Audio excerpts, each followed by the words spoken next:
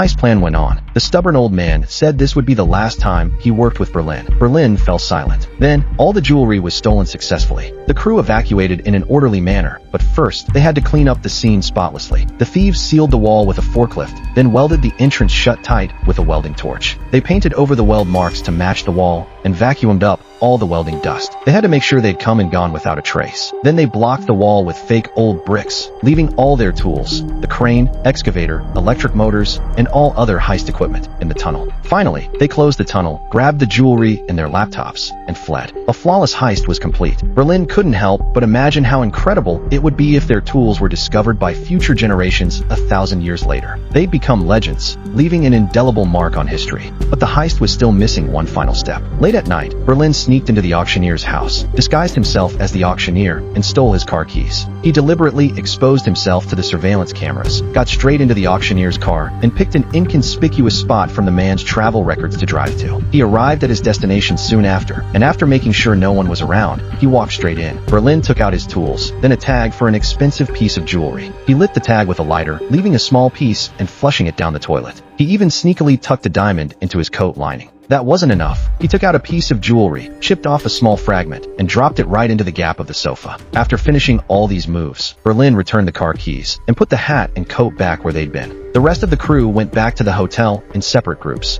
To avoid suspicion, they wouldn't flee in the night, planning to leave one by one early the next morning. But before they left, the thieves had to clean their hotel rooms thoroughly, making sure not a single piece of evidence or loophole was left behind. In the next room, the old man was sorting the jewelry, putting it into vacuum-sealed bags, and compressing them into small packages with a machine. Staring at the hard-earned fortune, the old man couldn't hold back his tears. He then put the compressed jewelry into canned fermented fish, sealed the cans, and processed them with equipment. Brand new cans of fermented fish were ready. The next day, when the police finally noticed something was wrong with the vault, it was already too late. The auctioneer never thought anyone could break into a vault whose access control even professionals needed 2 full hours to crack and steal the jewelry. But he was quickly proven wrong. The jewelry was gone, nothing left, stolen clean off the shelves. The security guard added that no one except the auctioneer had entered or left on his shift. The police didn't hesitate, arresting the prime suspect on the spot. Seeing their plan work, the thieves prepared to leave. Berlin arranged for Bruce and Kayla to go first, taking 3 cans of jewelry with them. Checking out of the hotel, disguised as backpackers, they slipped right under the police's noses, then took a bus to Spain and headed to their destination along the Pyrenees. Berlin was convinced this route was safe, because the police would never believe backpackers carrying priceless diamonds would flee by bus. Ken and Cameron left with their suitcases, and the old man took the remaining cans, disguising the 3 of them as a happy family and traveling in a camper van. As the mastermind, Berlin was the last to leave the hotel. He'd dispose of all the equipment used in the heist, the binoculars, monitors, laptops, and more, then take a train to meet the others at their destination. Meanwhile, the police had pulled up the garage surveillance footage from the night before, which showed the auctioneer driving out in the middle of the night. The auctioneer thought it was absurd. He did own that code, but the man sneaking out and driving his car in the early hours was not him at all. The police was stunned, thinking the auctioneer was crazy, talking nonsense. The police added the thief had driven the car to the auctioneer's second home, and after a search, traces of jewelry were found in the bathroom